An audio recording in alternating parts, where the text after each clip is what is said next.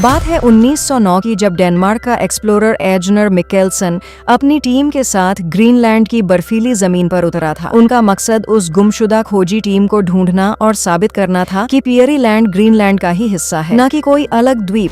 हम ये तो जानते हैं ग्रीनलैंड की खोज एक नॉर्वे के एक्सप्लोरर एरिक द रेड ने 10वीं सदी में की थी, मगर ये कहानी सिर्फ खोज की नहीं बल्कि उसे बचाने की भी है। जब नॉर्वे डेनमार्क यूनियन के तहत ग्रीनलैंड डेनमार्क की टेरिटरी बना, तब तक दुनिया के नक्शे पर कई सवाल बाकी थे। क्या पूरा ग्रीनलैंड वाकई डेनमार्क का हिस्सा है, या अमेरिका का दावा सही है कि इसके उत्तरी छोर पर मौजूद पियरी लैंड एक अलग द्वीप है? दरअसल 1900 के दशक में अमेरिकी एक्सप्लोरर रॉबर्ट पियरी ने पियरी लैंड की खोज की थी और दावा किया था कि यह एक अलग आइलैंड है। अगर यह सच होता तो अमेरिका ग्रीनलैंड के इस हिस्से पर कब्जा जमा सकता था, लेकिन डेनमार्क ने इस दावे को गलत साबित करने के लिए 1907 में अपनी एक्सपीडिशन टीम भेजी, पर वे कभी लौटे ही नहीं, क्योंकि ये ग्रीनलैंड की बर्फ से ढकी वो जमीन है जहाँ मौत भी इंतजार करती है। ये है ग्रीनलैंड की मध्य पूर्वी जगह डेनमार्कश्वान, जहाँ 1909 में डेनमार्क एक्सपीडिशन का जहाज खड़ा है। कैप्टन एजनर मिकेल्सन को अपना साथी योगिन्सन वापस लाना पड़ता है, क्योंकि वो अब चल भी नहीं पा रहा था।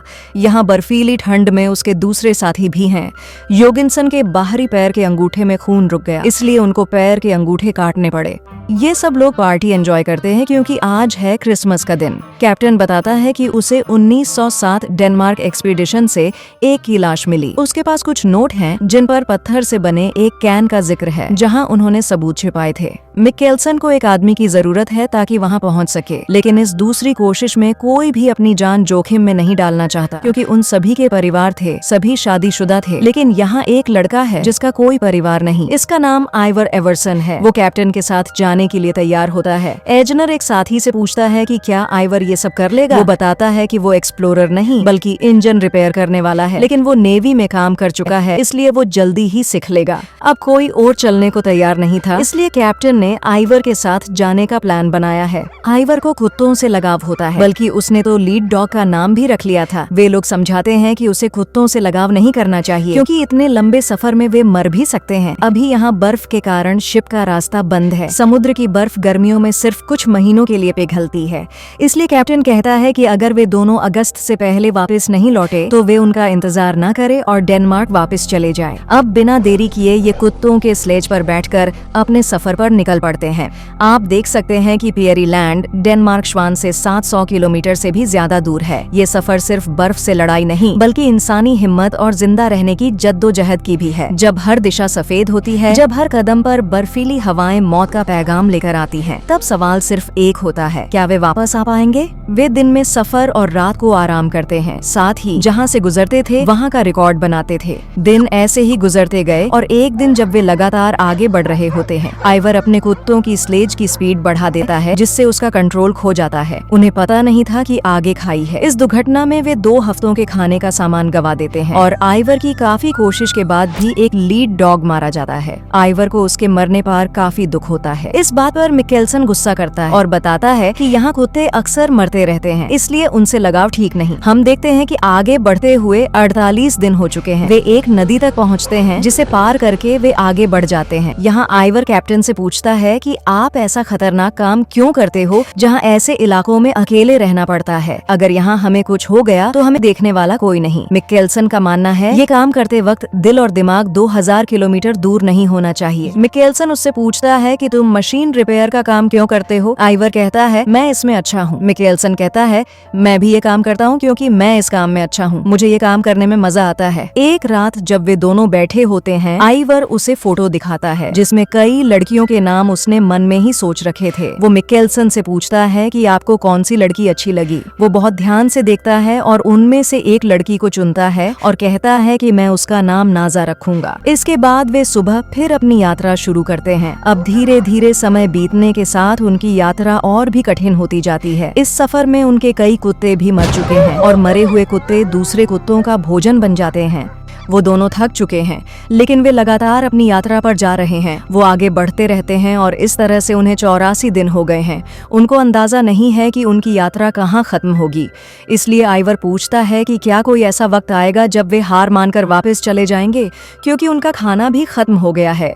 मिकेल्सन कहता है कि बिना सबूत के हम वापस नहीं जाएंगे, हमें किसी भी हाल में उस पत्थर के कैन तक पहुंचना होगा। हाँ, वही कैन जिसमें 1907 के खोजकर्ताओं ने पियरी लैंड का डेटा छुपाया है। अब एक दिन जब वे बैठे होते हैं तो उन्हें पत्थरों का कैन दिखाई देता है। उनकी खुशी का कोई ठिकाना नहीं था, क्योंकि उनको आखिर वो नक्शा और सबूत मिल गया जिसके लिए वे 600 किलोमीटर का सफर तय करके आए थे। इसमें नक्शे के साथ साफ बताया गया था कि पियरी लैंड अलग आइलैंड नहीं बल्कि ग्रीनलैंड का हिस्सा है। यहाँ पहले के खोजकर्ताओं ने कुछ खाने की चीजें भी रखी हैं, जिसे खाने के बाद वे वापस अपने लोगों की तरफ बढ़ते हैं। लेकिन उन्हें अगस्त तक वापस पहुँचना होगा, क्योंकि मिकेल्सन ने अपनी टीम से कहा था कि अगर वे वापस नहीं लौटे तो आप सभी यहाँ से चले जाएं। उन्हें वापस चलते चलते 132 दिन हो जाते हैं। उनका खाने का सामान और डॉग फूड भी पूरी तरह खत्म हो गया है और उनके कुत्ते थकान के कारण लगातार मर भी रहे हैं। एक दिन आइवर कुत्ते का लिवर निकाल लेता है। ये जहरीला है या नहीं चेक करने के लिए मिकेल्सन अपना चांदी का लॉकेट उसे करता है। ये लॉकेट उसकी पत्नी ने दिया था। वे दोनों जैसे तैसे जिंदा थे, लेकिन खाने की व्यवस्था करनी होगी अगर भूख से बचना है तो।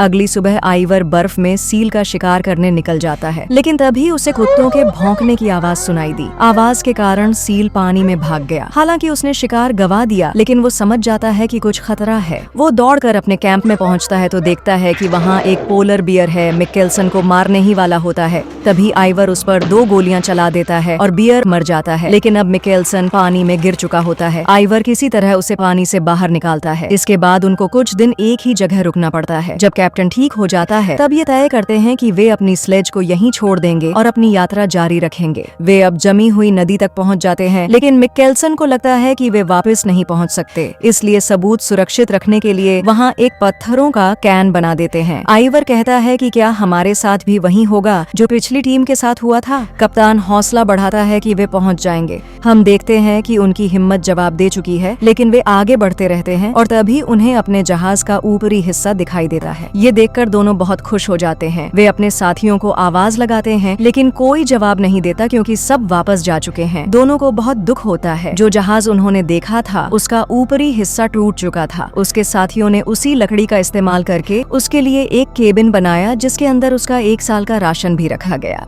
सीन शिफ्ट होता है डेनमार्क में, जहां उनके साथी ऑफिशियल्स को बताते हैं कि वहां 1 साल का राशन रखा है। अगले साल गर्मियों तक उन्हें वहां दोबारा जाना होगा, लेकिन मिलिट्री ऑफिशियल्स ये मान चुके हैं कि पिछली टीम के 3 लोगों की खोज में 2 और मर गए होंगे और इस हाई रिस्क पर कि वे जिंदा होंगे, वे पैसा बर्बाद नहीं करना चाहते। यहाँ दोनों केबिन में रहते हुए 2 महीने हो चुके हैं, यानी कि सफर के टोटल 242 दिन। मिकेल्सन आइवर को यकीन दिलाता है कि खोजी दल हमें ढूंढने जरूर आएगा, बस हमें सब्र रखना होगा। उन्होंने यहाँ गाने सुनने के लिए एक पुराना रिकॉर्डर ठीक कर लिया था। कुछ दिन बाद जब एक रात मिकेल्सन सो रहा था तो उसे सपना आता है कि एक पोलर बियर उस पत्थर के कैन को तोड़ रहा है जिसके अंदर सबूत है। वो जागकर आइवर से कहता है कि हमें सबूत वापस लाने होंगे, क्योंकि सबूत वहाँ सुरक्षित नहीं है। मिकेल्सन बताता है कि उन्हें समुद्र के खुलने तक वापस आना होगा। आइवर पूछता है कि क्या हमें नोट नहीं छोड़ना चाहिए, क्योंकि ये 200 किलोमीटर जाने 200 किलोमीटर आने में वक्त लग सकता है। खैर, वे जल्दी यहाँ से निकल पड़ते हैं। मिकेल्सन को यकीन होता है कि वे समय पर लौट आएंगे। वे लोग सोचते हैं कि अगर सबूत खो गया तो वे डेनमार्क में जाकर क्या मुंह दिखाएंगे। जब वे कैन तक पहुँचते हैं तो पता चलता है यहाँ बियर आया था, लेकिन किस्मत से सभी सबूत सुरक्षित मिलते हैं। वे दोनों बहुत खुश हो जाते हैं। अब वे जल्द से जल्द वापस आने की कोशिश करते हैं। उन्हें रास्ते में इंजन कार भी मिलती है जो पिछली टीम ने यहाँ छोड़ी थी। उन्हें इस सफर में टोटल 474 दिन हो चुके थे। इतने लंबे सफर के बाद जब वे वापस आए तो बर्फ पहले से ही पिघल चुकी थी और खोज दल उन्हें खोजने के लिए यहाँ आया था, लेकिन उन्हें यहाँ कोई नहीं मिला। आइवर इस बात से पूरी तरह टूट गया और मिकेल्सन तो अपना आपा खो देता है और अपने आप को कोसता है कि उन्हें नोट छोड़ के जाना चाहिए था। उन्हें पता है कि खोजी दल अब उन्हें मरा हुआ मान चुका होगा और अब यहाँ कोई नहीं आने वाला उन्हें बचाने के लिए। अब उन्हें यह रहते कई महीने बीत जाते हैं। उनका खाना भी धीरे धीरे खत्म हो रहा है, साथ ही उनकी जिंदा बचने की उम्मीद भी। इसीलिए मिकेल्सन की मानसिक हालत खराब होने लगती है। लेकिन एक दिन उसे कुछ आवाजें आती है। जब वो ऊपर चढ़कर देखता है तो वो उसकी पत्नी होती है जो एक हॉट एयर बैलून से वहां आई थी।